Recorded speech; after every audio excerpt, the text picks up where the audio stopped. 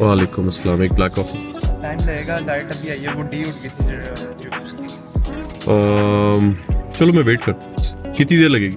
5-10 minute maximum machine होती है। Thank you यार।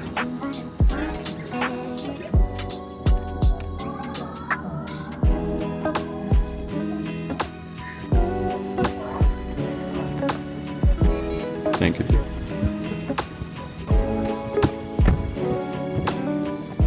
आप किधर आ गए? आप मुझे ड्रॉप कर दो।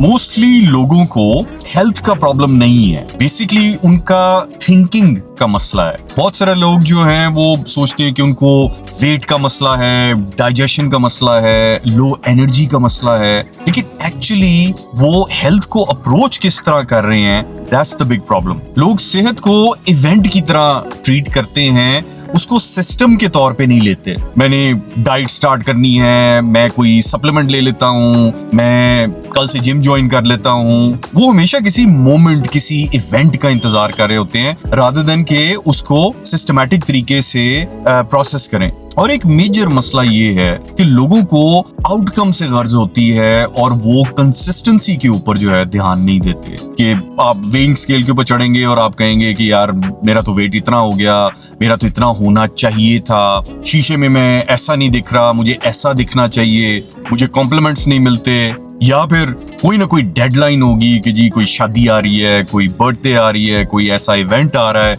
जिसके लिए उन्होंने वेट लॉस करना है। सो लोग हमेशा रिजल्ट के पीछे भागते हैं और हर किसी को पता है कि जब आप एक काम करना शुरू करते हैं और खास तौर पे हेल्थ या फिटनेस की तरफ जाते हैं तो ये प्रोसेस बड़ा बोरिंग है और जैसे ही बोरियत आती है लोग क्विट कर जाते हैं। अनहेल्दी और हेल्दी लोगों के अंदर फर्क ये है कि हेल्दी लोग जो हैं वो बोरिंग रूटीन्स को एक्सेप्ट कर लेते हैं। बोरिंग खाने, बोरिंग जिम की रूटीन्स, बोरिंग टाइम के ऊपर सोना, एक ही रूटीन बार बार हर रोज, day in day out. Crash diets और जिम वर्कआउट्स और मील प्लान्स, ये लगते तो बड़े एक्साइटिंग है, लेकिन एक्साइटिंग का रिजल्ट कोई नहीं निकलता। ड्रामा प्रोडक्टिव बड़ा लगता है, लेकिन जो चीज काम करती है वो बोरिंग चीजें काम करती हैं। फिर एक और अप्रोच है कि जी बस आर या पार। अगर आपने जिम करना है तो आपने रोज जिम करना है, एक दिन मिस हो गया तो आपने महीना छोड़ दिया।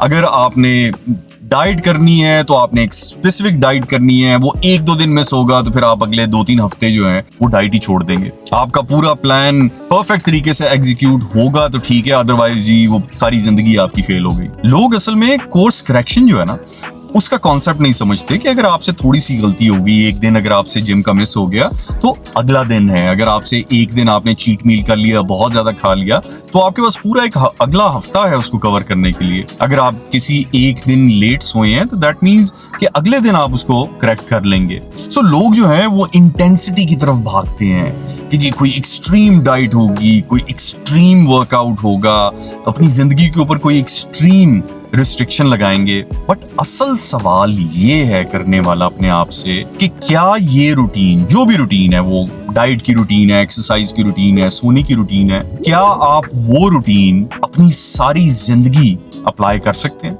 या एटलीस्ट अगले 3 साल वो रूटीन अप्लाई कर सकते हैं? ये सवाल करने वाला है। हम एक्चुअली अपनी आदतों और अपने कल्चर के भी गुलाम है ना, कि एज अ पाकिस्तानी हमें खाने का बहुत शौक है, हमें खाने से प्यार है। हमारे लिए रेस्ट का मतलब है कि जी एक दिन पूरा आपने लेजी गुजार देना है और आपने बेड से निकलना नहीं है, ये आपके लिए रेस्ट है। एक्सरसाइज जब भी आप करेंगे वो एक फेज के लिए करेंगे, वो 1 महीना करेंगे, 2 महीने करेंगे। Exercise is always a phase. और अगर हमारे ऊपर कोई बीमारी आ गई, वो अल्लाह की मर्जी है और वो हमारी तकदीर में था, वो हमारी किस्मत में था। ये हमारी वो कल्चरल वैल्यूज हैं जो हमने अपनी आइडेंटिटी का हिस्सा बना लिए। हमें कोई मेंटेनेंस माइंडसेट नहीं समझाता, हम हर चीज पे रिएक्ट करते हैं। ऐसा हो गया तो इस चीज पे रिएक्शन देना है। अगर आपका वेट बढ़ रहा है तो आपने फौरी कोई क्रैश डाइट करनी है। आप अनफिट हो गए हैं तो चंद दिनों के लिए आपने जिम ज्वाइन कर लेना है। अगर कोई रिपोर्ट खराब आ गई तो आपने बिल्कुल ही हर चीज रोक देनी है। सो हम रिएक्ट करते हैं रादर देन कि हम रेगुलर बेसिस पे डे इन डे आउट चीजों को मेंटेन करने की कोशिश करें, थोड़ी एफर्ट के साथ, लेकिन डे इन डे आउट उसकी मेंटेनेंस करें। सो अच्छी सेहत जो है वो मुश्किल काम नहीं है। हाँ, बोरिंग बहुत है और रिपेटिटिव है। एक ही चीज आपने रोज करनी है, बार बार करनी है, हफ्ते, महीने और सालों करनी है। आप कभी भी बुरी सेहत के साथ जिंदा नहीं रहेंगे, आपकी कभी भी सेहत खराब नहीं होगी।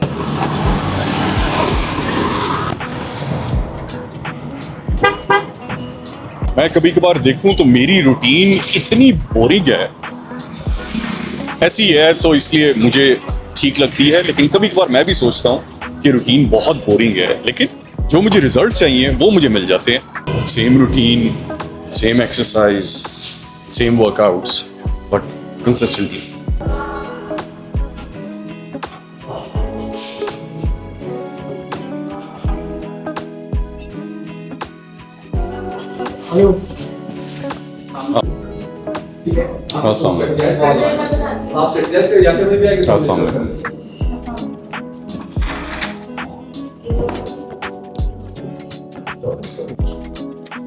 आज का दिन खत्म।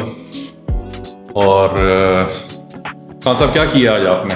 यार आज हमने बहुत सारी चीजें। सेल तो आज हमारी अच्छी नहीं तो रही। बढ़ गई यार, सेल तो बढ़ गई है आज।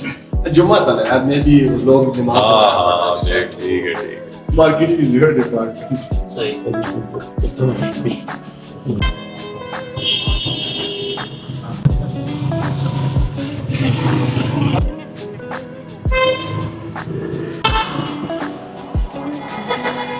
आज दोपहर को बात हो रही थी कि कंसिस्टेंसी जो है उससे आप अपनी जिंदगी बदल सकते। इसको अप्रोच करने का एक और तरीका भी है। अपने माइंडसेट के ऊपर पहले फोकस करके देखें कि आपके दिमाग में आपकी आइडेंटिटी क्या है। क्या आप एक विक्टिम माइंडसेट के साथ जिंदगी गुजार रहे हैं, जिसका मतलब है कि आपके साथ ये क्यों हो गया, आपकी इन्वायरमेंट ऐसी क्यों है, आप इस मुल्क में पैदा क्यों हुए, गवर्नमेंट ने ये कर दिया, आपके साथ वो हो गया, आपकी नाखुशी की वजह ये इंसान है, आपका बिजनेस ना करना इसकी वजह से हुआ। ये एक विक्टिम मेंटालिटी है जिसमें आपके अलावा हर किसी का कसूर है। और दूसरी आइडेंटिटी ये है कि आप एक वॉरियर हैं, आप एक सर्वाइवर हैं और आपके सामने जो भी प्रॉब्लम आएगी आप उसका डट के मुकाबला करेंगे। सो दो ही तरह के लोग होते हैं, या विक्टिम्स होते हैं या सर्वाइवर्स होते हैं। किसी को बताने की जरूरत नहीं है, लेकिन एटलीस्ट अपने आप से सच बोलें।